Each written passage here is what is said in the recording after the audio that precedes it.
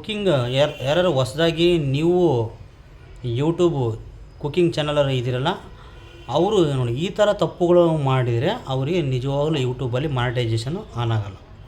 ಅಂದರೆ ನೋಡಿ, ಅದಕ್ಕಿಂತ ಹೇಳೋದಕ್ಕಿಂತ ಮುಂಚಿತವಾಗಿ ನನ್ನ ಯೂಟ್ಯೂಬ್ ಅಕೌಂಟ್ ಪೇಜನ್ನು ಕೂಡ ಫಾಲೋ ಮಾಡಿ, ಹಾಗೂ ಡೈಲಿ ಅಪ್ಡೇಟ್ಸ್ ನಾನು ಕೊಡ್ತಾಯಿರ್ತೀನಿ ಪ್ರತಿಯೊಂದು ಕಂಟೆಂಟ್ ಮೇಲೆ. ಓಕೆ, ನೋಡಿ ಇಲ್ಲಿ ಈ ನೀವು ಕುಕ್ಕಿಂಗ್ ಯೂಟ್ಯೂಬರ್ಸ್ ಯಾರ್ಯಾರು ಇದ್ದೀರಲ್ಲ ನೋಡಿ, ಅವರಿಗೆ ಒಂದು ಇಲ್ಲಿ ನಾನು ಕುಕ್ಕಿಂಗ್ ಕೆಲವೊಂದು ಟಿಪ್ಸ್ಗಳು ಕೂಡ ಕೊಡ್ತೀನಿ. ಏನು ಟಿಪ್ಸ್ ಅಂದರೆ, ಇಲ್ಲಿ ಕೆಲವೊಂದು ಸರಿ ಏನು ಮಾಡ್ತಿದ್ದೀರಾ, ಇಲ್ಲಿ ನೀವು ಯೂಟ್ಯೂಬರ್ ಕುಕ್ಕಿಂಗ್ ಇವರು ಏನು ಮಾಡ್ತಾರಪ್ಪ ಅಂದರೆ ನೋಡಿ, ರೀಯೂಸ್ ಕಂಟೆಂಟ್ ಅಂತ ಹೇಳ್ತೀವಿ ನಾವು.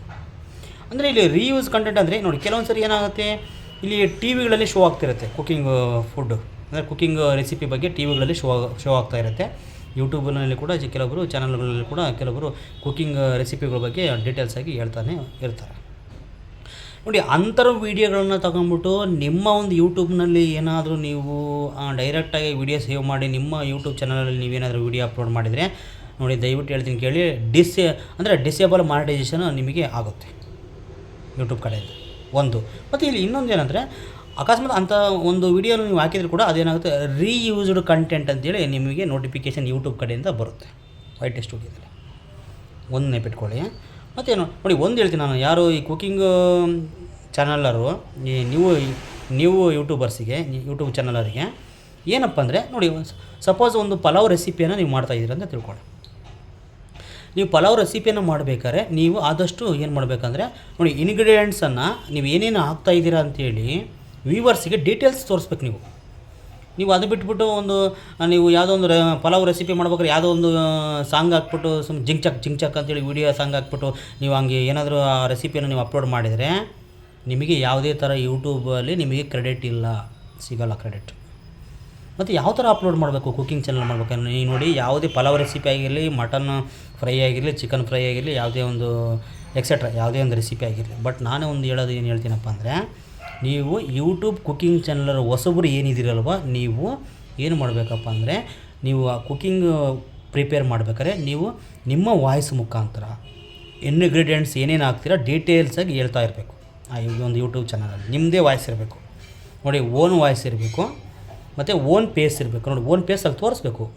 ಮತ್ತು ಅದರ ಜೊತೆಗೆ ಓನ್ ಸ್ಟೈಲ್ ನಿಮ್ಮದೇ ಆಗಿರ್ಬೇಕು. ನಿಮ್ಮ ಮಂಗಳೂರು ಭಾಷೆನಾಗಿರಲಿ, ಮಂಡ್ಯ ಭಾಷೆ ಆಗಿರಲಿ, ಯಾವ ದುರ್ಗದ ಭಾಷೆ ಆಗಿರಲಿ, ಅಥವಾ ಬಳ್ಳಾರಿ ಭಾಷೆ ಆಗಿರಲಿ, ಯಾವುದೇ ಭಾಷೆ ಆಗಿರಲಿ, ನಿಮ್ಮದು ಒಂದು ಓನ್ ಸ್ಟೈಲಲ್ಲಿ ನೀವು ಕುಕ್ಕಿಂಗನ್ನು, ನೀವು ರೆಸಿಪಿಗಳನ್ನು ಮಾಡುವ ವಿಧಾನವನ್ನು ನೀವೇ ಓನ್ ವಾಯ್ಸಲ್ಲಿ ಹೇಳ್ಕೊಂತ ಮಾಡ್ತಾ ಇರಬೇಕು ಆ ಒಂದು ಫುಡ್ಡನ್ನು.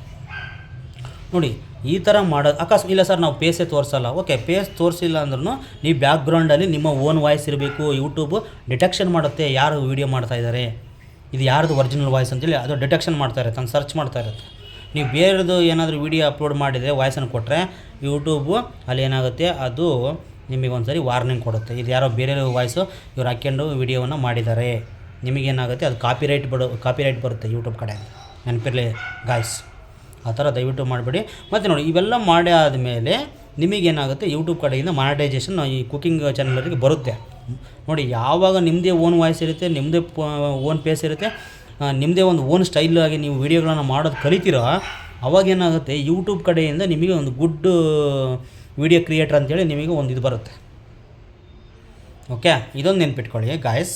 ಮತ್ತು ಅದರ ಜೊತೆಗೆ ನಿಮಗೆ ಫಾಲೋವರ್ಸ್ ಕೂಡ ನಿಮಗೆ ಗೇನಿಂಗ್ ಆಗುತ್ತೆ, ವ್ಯೂವರ್ಸ್ ಕೂಡ ನಿಮ್ಮ ವೀಡಿಯೋಗಳನ್ನು ಲೈಕ್ ಮಾಡ್ತಾರೆ, ಹಾಗೂ ಕಾಮೆಂಟ್ ಕೂಡ ಮಾಡ್ತಾರೆ. ನಿಮ್ಮನ್ನೇನಾದರೂ ಅವ್ರು ಕೇಳ್ಬೋದು ಏನೇನು ಹಾಕಿದ್ದೀರ ಅಂತ. ಕೆಲವೊಂದು ಸರಿ ಕಾಮೆಂಟ್ ಮಾಡಿ ಕೇಳ್ತಕ್ಕಂಥ ಮೂಮೆಂಟು ಕೂಡ ಭಾಳ ಇರುತ್ತೆ ಗಾಯ್ಸ್. ಓಕೆ, ನೋಡಿ, ಇಷ್ಟೆಲ್ಲ ಆದಮೇಲೆ ಲಾಸ್ಟಿಗೆ ನೀವೇನು ಮಾಡಬೇಕು, ಆ ವೀಡಿಯೋಗೆ ಟೈಟ್ಲ್ ಕೊಡಬೇಕು. ನೀವೇನು ಯಾವುದು ರೆಸಿಪಿ ಮಾಡಿದ್ದೀರಾ, ಪಲಾವ್ ರೆಸಿಪಿ ಮಾಡಿದರೆ ಪಲಾವ್ ರೆಸಿಪಿ, ಮತ್ತು ಆದಷ್ಟು ತಂಬನೇಲುಗಳನ್ನು ನೀವು ಯೂಸ್ ಮಾಡಬೇಕಲ್ಲಿ ಅಲ್ಲಿ ಯೂಟ್ಯೂಬ್ನಲ್ಲಿ.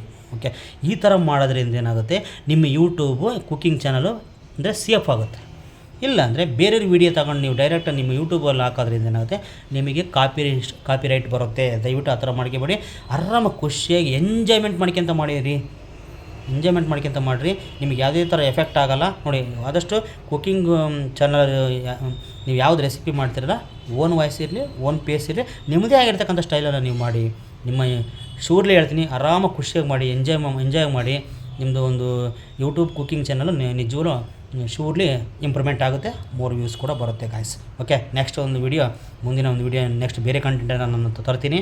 ಓಕೆ, ನನ್ನ ವೀಡಿಯೋಗಳನ್ನು ಅಪ್ಡೇಟ್ ಆಗ್ತಿರ್ತವೆ, ನೀವು ನೋಡ್ತಾ ಇರಿ. ಹಾಗೂ ನನ್ನ ಪೇಜನ್ನು ಅಕೌಂಟನ್ನು ಕೂಡ ಹೊಸಬರು ಫಾಲೋ ಮಾಡ್ತಾಯಿರಿ. ಓಕೆ ಗಾಯ್ಸ್, ಬಾಯ್, ಟೇಕ್ ಕೇರ್.